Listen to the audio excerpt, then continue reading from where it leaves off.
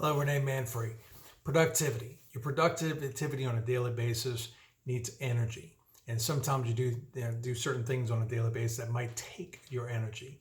So you really have to be very focused on what productivity kills your energy. Okay, I'm gonna go over a few things here that I put into some notes that I have, and you can probably research this more on Instagram. But I'm going to go over it today, just kind of talk about productivity and some of the different things that you need to be doing that are more energy producing versus things that take energy. Okay, so let's kind of go over. Do you feel as if your productivity levels are at an all-time low? Do you find it more and more difficult to complete work in a timely manner? Avoid these habits and you'll give your productivity a much needed boost. So I'll put down one. You take too much time to complete a simple task. So taking the 6 hours to write a simple one-page email really isn't the best use of your time. Putting in more hours into your work doesn't always mean you'll get better results. So that's just kind of step one. So when you think about, sometimes you might have to step away.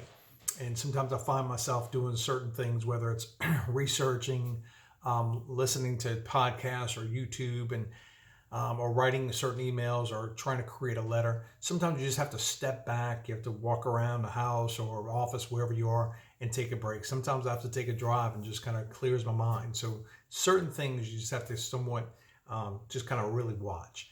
Number two is you're too hard on yourself when you don't finish your work.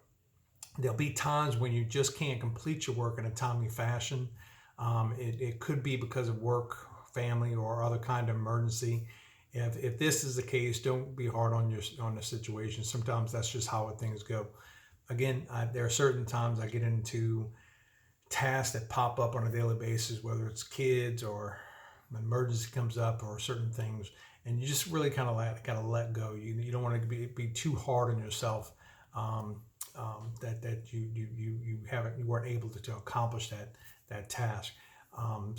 Really putting down on a paper your goals for the day, what you're trying to accomplish, and checking off each one as you go. It helps me out a great deal because I have certain things that go on, and that it's just you get lost and you get frustrated with yourself because you can't remember what you were supposed to do. So really writing down that to-do list on a daily basis and checking those off, it helps you get a little more clarity. Number three is you spend your entire day planning.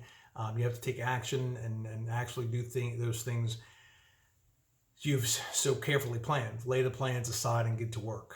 On that part is just really, again, planning in the morning time or the day before. Put yourself with these are different things on topics or 1, 2, 3, whatever it is. If you have priorities to get done, I always say get the priority stuff done out the way first. Whether it's phone calls, emails, webinars, whatever it may be. Get the things that are really your top importance out the way, so it's easier to kind of proceed to the next ones. 4, you sit at your desk for hours on end. Quick. When was the last time that you left your desk for a break? Restroom breaks, things of that nature. Again, when it comes down to that part, I would say when you're at your desk and you're finding yourself kind of lost, it really is good to get up and move around. So when it comes down to really productivity, you have to really look at what are the priorities on a daily basis, put it down on paper, check them off as you go. It makes you feel better as you're going. It helps your energy. Because you have a lot of things that kind of take your energy away, especially if you're researching, you're reading, you're trying to watch different educational videos.